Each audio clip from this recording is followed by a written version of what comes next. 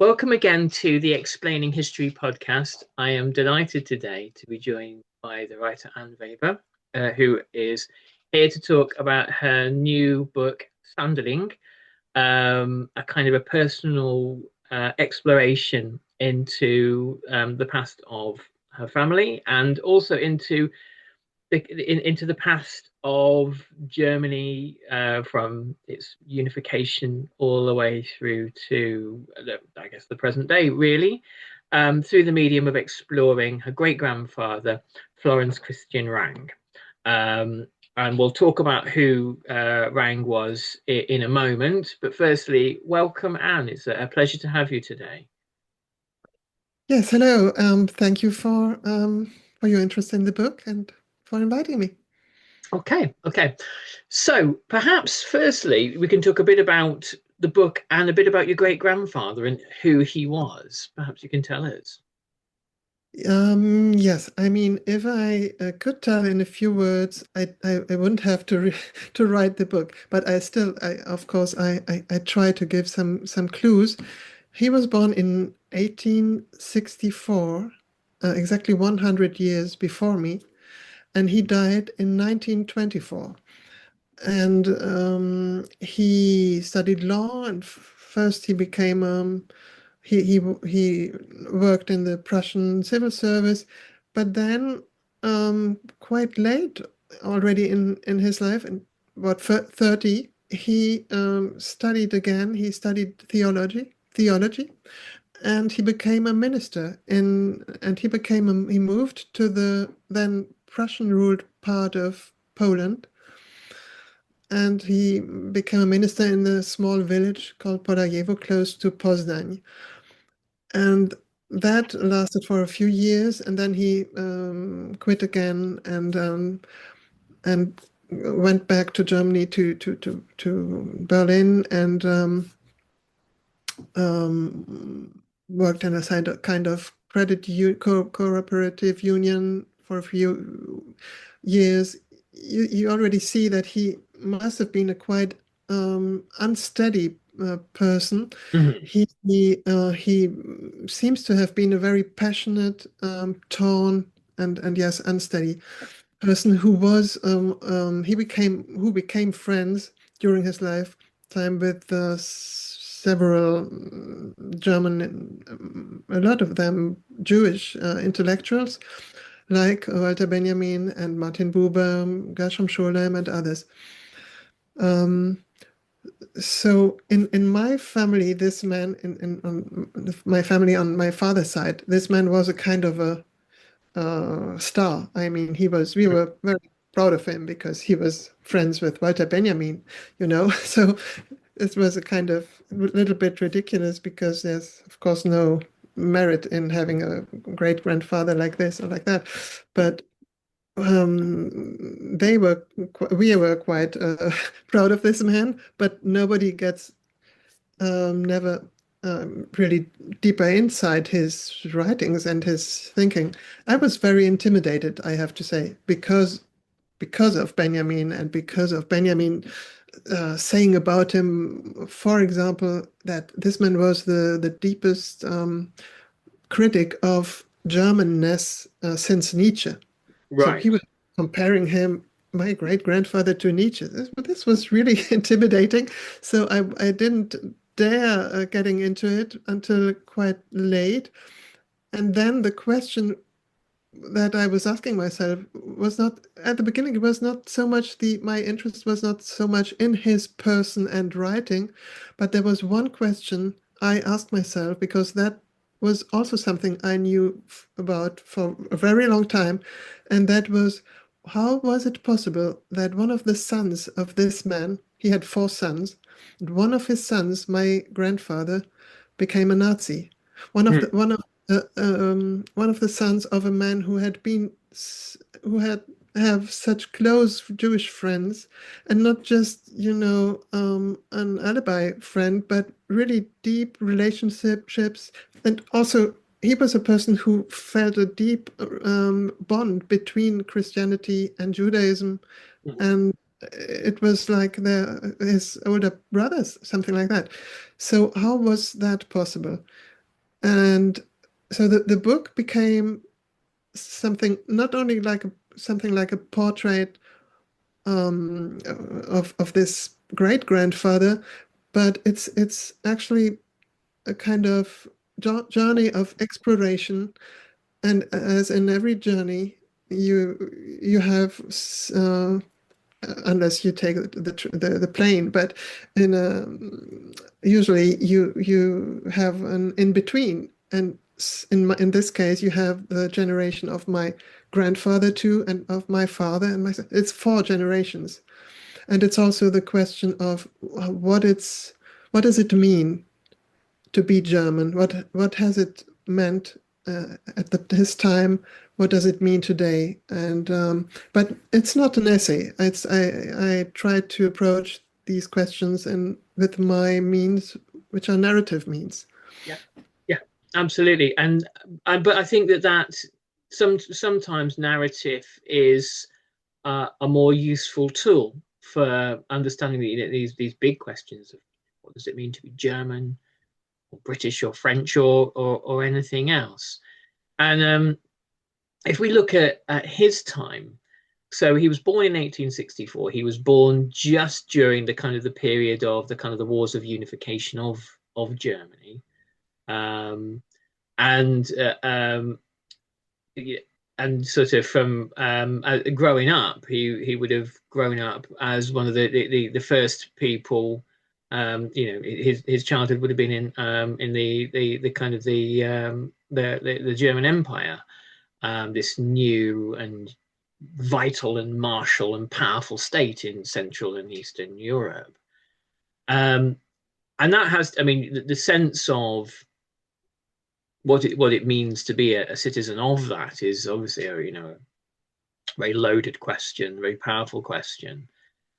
And I think that it's an interesting part of the story is his time in sort of what would have been East Prussia then, which is Poland now, and being part of a church that was seeking to kind of Germanify this part of the world. Was it? I mean, when we think of that, we popularly most people will think of Nazism. Um, and was the church that he was with trying to achieve kind of racial goals in the same way, or was it a very different way of kind of trying to Germanify that part of Poland? Yeah, so as you said,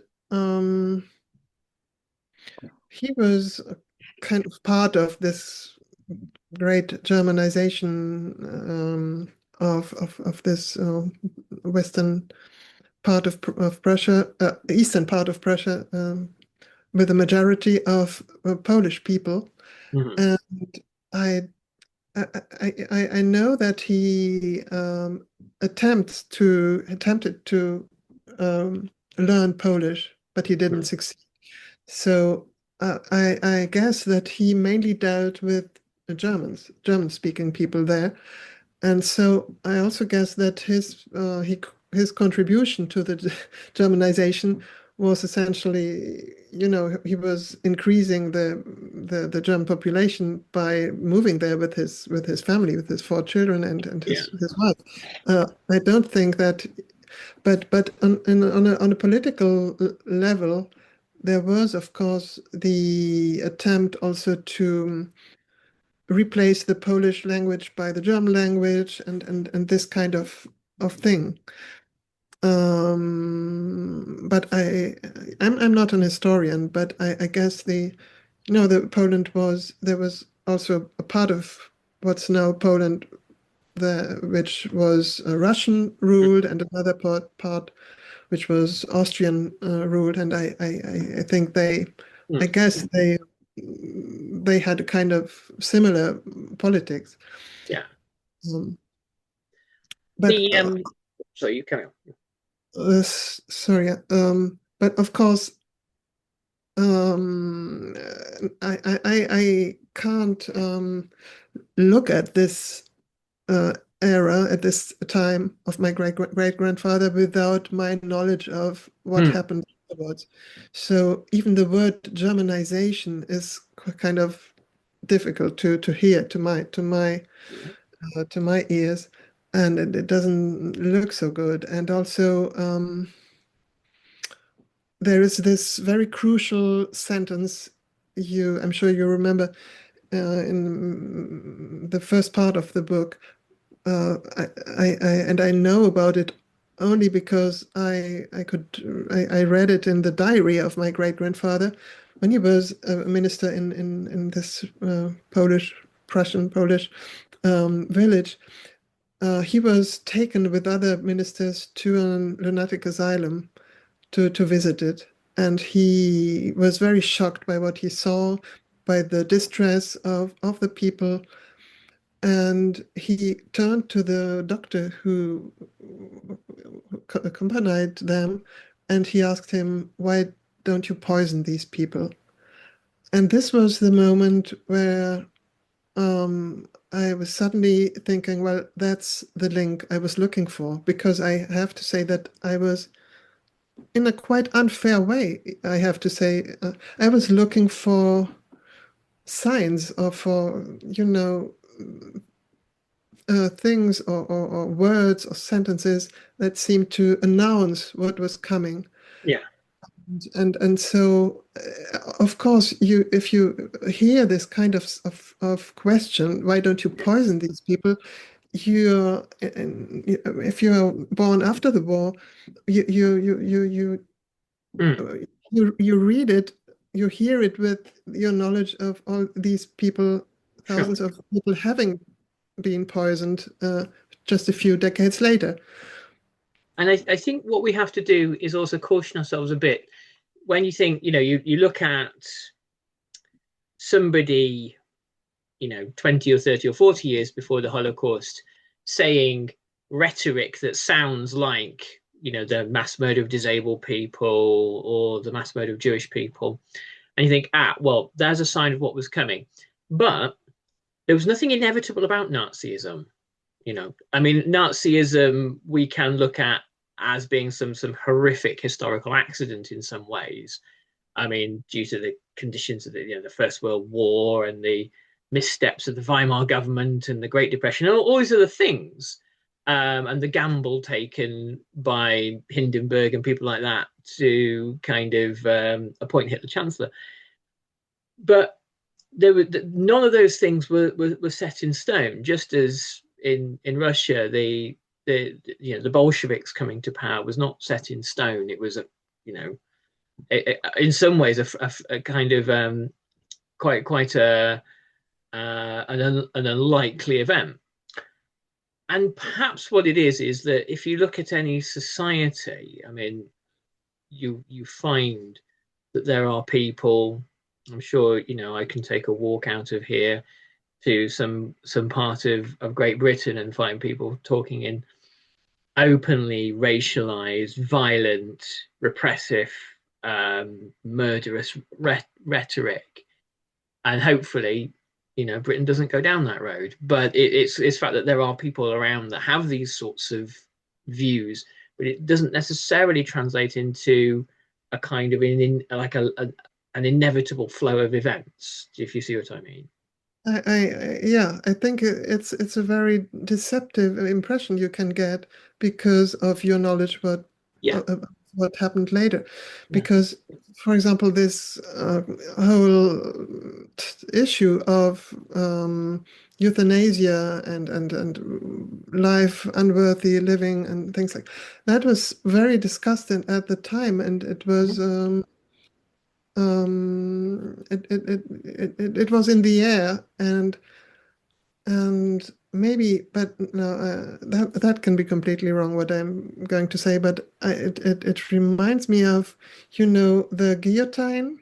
Mm-hmm. And at the time when it was invented by Monsieur Guillotin, uh, it was supposed to be a very humane way of killing somebody, Mm. because it was a very quick way, and people wouldn't. So, um, yeah, it's maybe also a question of perspective and of point of view, but you can't necessarily say this would lead Yeah, from to the to Nazism, yeah, especially because I didn't find, for example, any signs of anti-Semitism in my great-grandfather's writings. no, And then I found after World War One, he published a very important book, important in my mind, um, called German's Bilderslodge. It's in reference to the place close to a cathedral construction site where the master craftsmen and met.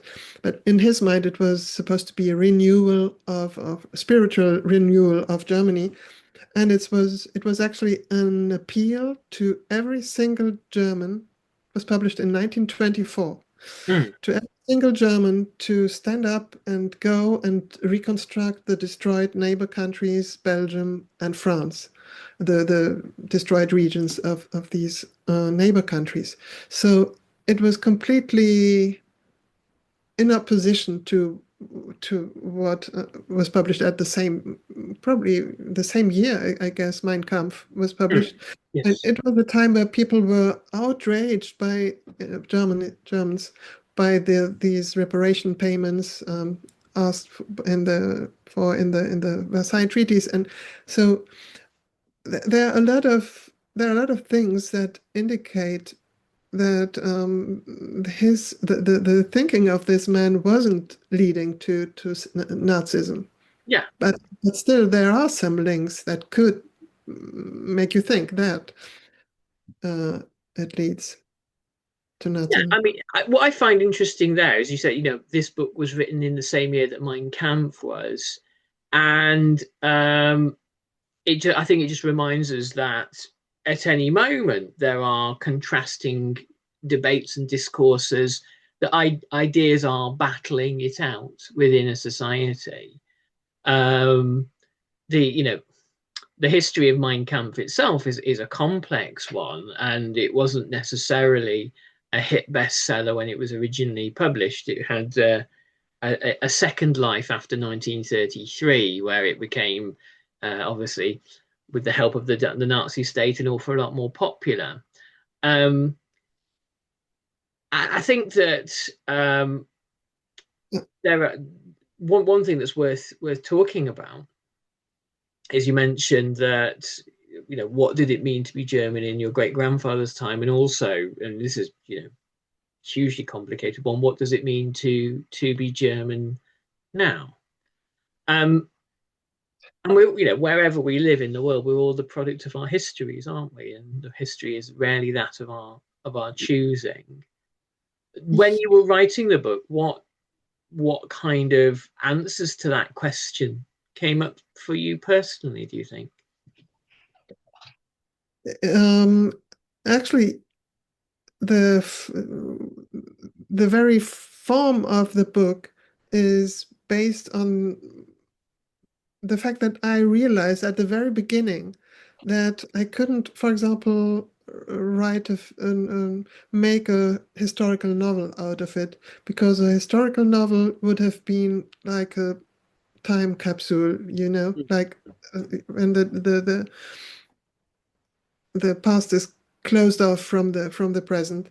Mm, And my experience from the very beginning was that the past extends into the present, and that I'm not cut off the past.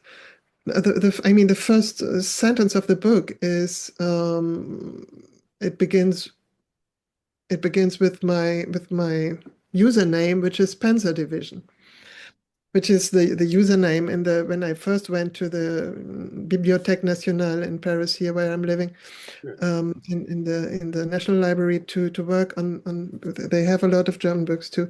So, and I realized that I had since several years already this username, which is not actually something I invented, but it was some nickname, like an quite affectionate nickname, some very charming and very ironical Frenchman gave to me once when I was younger. And for some reasons, I guess, one of them being, of course, that I'm German. But, you know, and also it's probably, I would never have written this book uh, if I didn't live abroad. No, Because if you live abroad, you're always confronted to the image of you as, in my case, a German, other people have.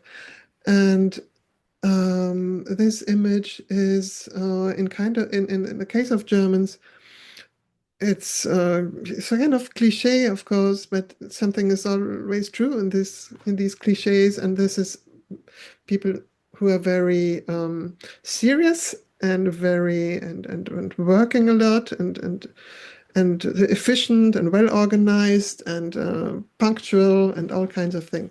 So you start asking yourself, you start like scrutinizing yourself quite suspiciously, because you also ask yourself, but are these one of some of these character traits? Did they contribute to these horrible Nazi crimes? And that's also a question in the book. When, for example, this Polish woman, it's always through conversations, most of the time, people I meet, etc. And this Polish woman I meet in Poznan, who and I became friends with, and she one day arrived and asked and said to me, "Well, I have some good news. The German trains aren't so punctual anymore." For her, it was good news because all these character traits, in some circumstances, can be nice and positive, and in others, if you're living under a dictatorship where mm, people are deported, it can be very good that trains don't aren't punctual anymore.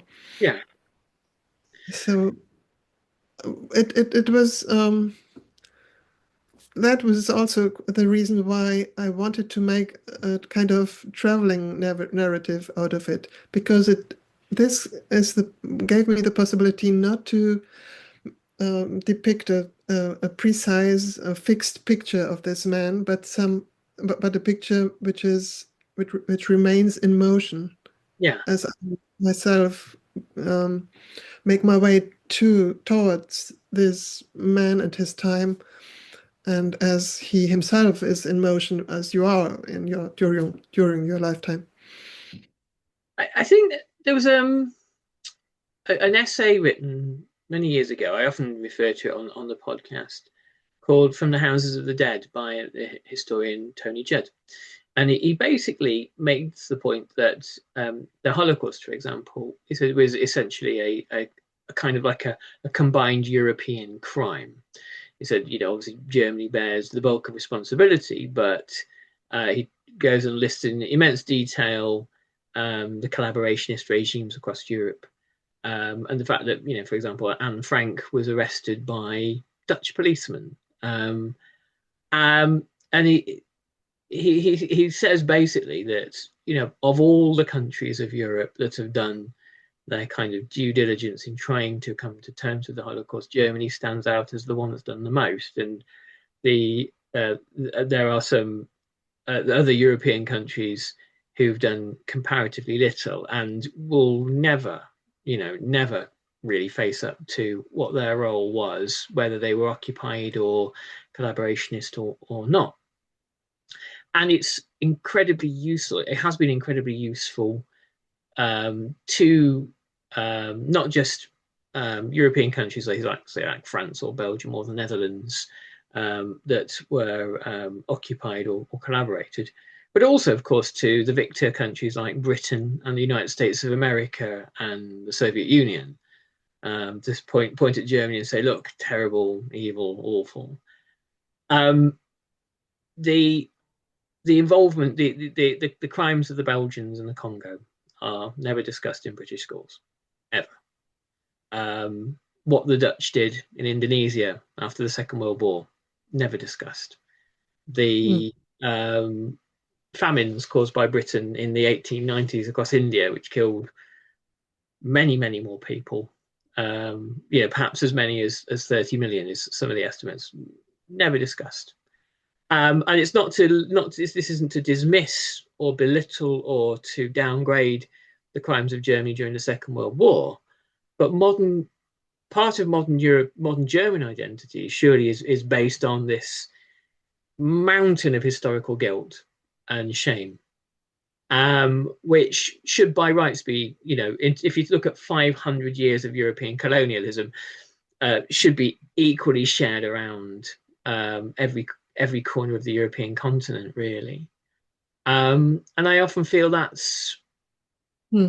that's unfair in the sense that I'm not saying that German people shouldn't, have knowledge of and um, have a deep historical understanding of the Holocaust. But there's a whole bunch of other things that, as a result of that historical legacy, get conveniently ignored and avoided. Yeah, but I think it's for a German, it's a little bit like, I guess when you are a child, maybe 7 or 8 or 9 years old, and someone tells you that your father was a serial killer. So of course you're not responsible for anything he did, and that somebody else, it's only your father, and so but this will be a burden you have to carry your whole lifetime. Mm. And that's in any case, in my generation, the burden many Germans are carrying. And I wonder sometimes, as you said, why we seem the only ones on earth to have this kind um, of conscious of our national past as something not completely disconnected from our personal Mm. story. And of course, there is something specific about these Nazi crimes.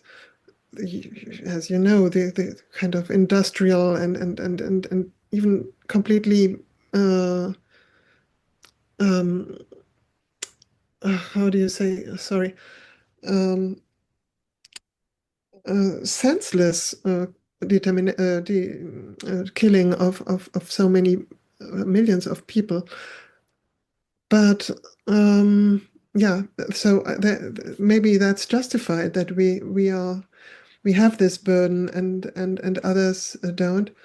But that makes me think of the poet Aimé Césaire from Martinique, who wrote in other words, of course, but that what scandalizes so much the Christian humanist bourgeois is not so much that these so much crimes have been committed, but that these horrible crimes have been extended to Europeans, Yeah, uh, because so for such a long time they have been reserved for Arabs and black people.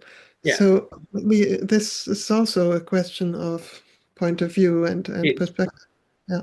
the period sort of 1914 to 1945 is a kind of the practices of the empire coming home to Europe in a way. I mean, I suppose in a way to answer your question, for those who aren't familiar with the kind of the great sort of ideological battles being fought in Britain, during the kind of um, the Black Lives Matter moment, there was a famous tearing down of a statue to a slave trader, Colston, in Bristol, and it was thrown in the harbour. And the British kind of media and political class on the right and the far right united in fury to defend this guy who everybody knows. I mean, you don't have to be a historian to know the record of Sir Edward Colston and the horrific things he did, but it was to defend the historical memory of the empire because um, one of the things that Britain kind of gained from the Second World War and from the exposure of the crimes of the Nazis was a kind of a nice kind of moral whitewashing. And the the idea that the British Empire, which is full to overflowing with kind of atrocities, um, could have any kind of there could be any comparison with Nazism is I mean it is a complicated question. It's more complex than simply saying, well, they're the same thing. Well, different heads of the kind of the imperial hydra in a way, but the the forces of reaction here in Great Britain fought tooth and nail to prevent any criticism of the empire. And I think that kind of, in a way, I think that addresses an earlier question about historical memory and about why people are saddled with historical guilt, and why some people, I mean, in Great Britain, artfully dodges most of its historical guilt over the Atlantic slave trade. It doesn't feature as a kind of a worry for many people in Great Britain, really. This is Hannah Berner from Giggly Squad. O-Pill is the first over-the-counter daily birth control pill available in the U.S. Let's be real, getting a birth control prescription is not always easy, and it's so much admin. In fact, about a third of women face barriers to access prescription birth control. Between scheduling appointments, missing work, class, or just trying to exist, it's a lot. But now O-Pill is putting birth control in our control. O-Pill is a daily birth control that's FDA approved, full prescription strength, and estrogen free, and 98% effective when used as directed. Grab it online or at most major retailers, no prescription or doctor's appointment needed. So if you're thinking about birth control, check out O-Pill to see if it's right for you. Use code GIGGLY for 25% off your first month of O-Pill at OPILL.com. That's code GIGGLY at OPILL.com. Birth control in your control. We love to see it.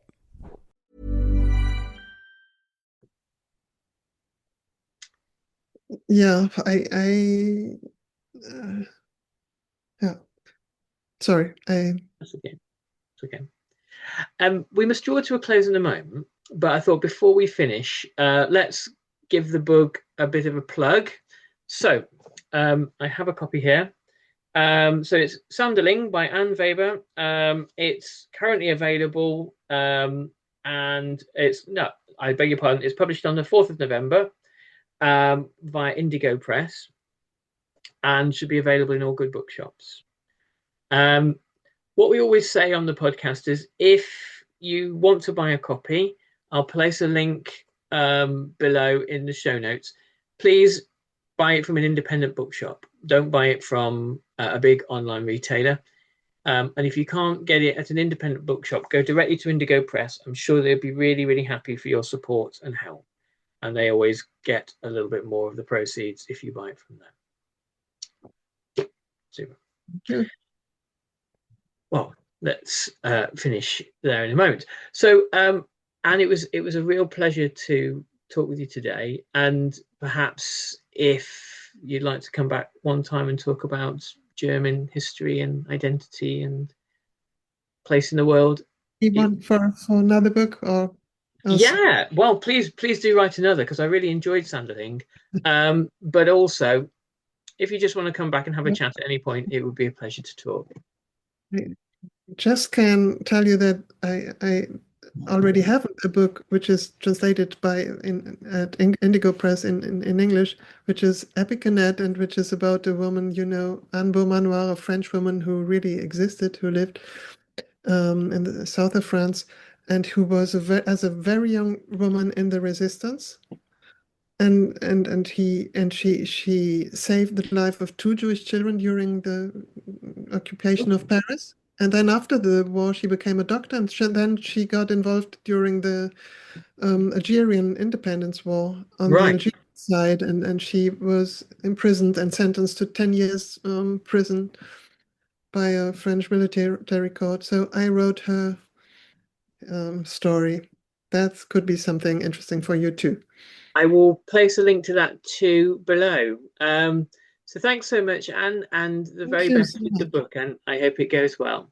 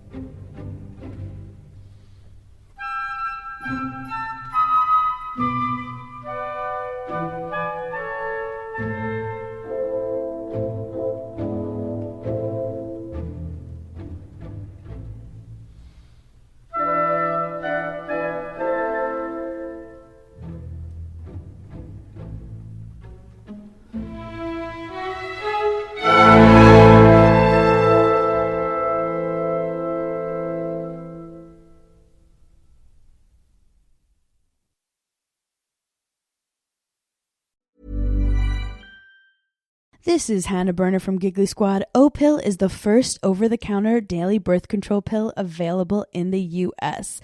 Let's be real, getting a birth control prescription is not always easy, and it's so much admin. In fact, about a third of women face barriers to access prescription birth control.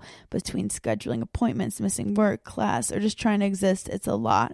But now O-Pill is putting birth control in our control. O-Pill is a daily birth control that's FDA approved, full prescription strength, and estrogen free, and 98% effective when used as directed. Grab it online or at most major retailers, no prescription or doctor's appointment needed. So if you're thinking about birth control, check out O-Pill to see if it's right for you. Use code GIGGLY for 25% off your first month of O-Pill at OPILL.com. That's code GIGGLY at OPILL.com. Birth control in your control. We love to see it. Thank you for listening to this episode of Explaining History. This podcast is an independent production, and it's listener support that keeps these conversations going week after week. If you find value in the show and want to help cover the costs of research and production, please consider making a contribution. You can join our community on Patreon or make a one-off donation. Just follow the links in the show notes for this episode. Every bit of support is truly appreciated.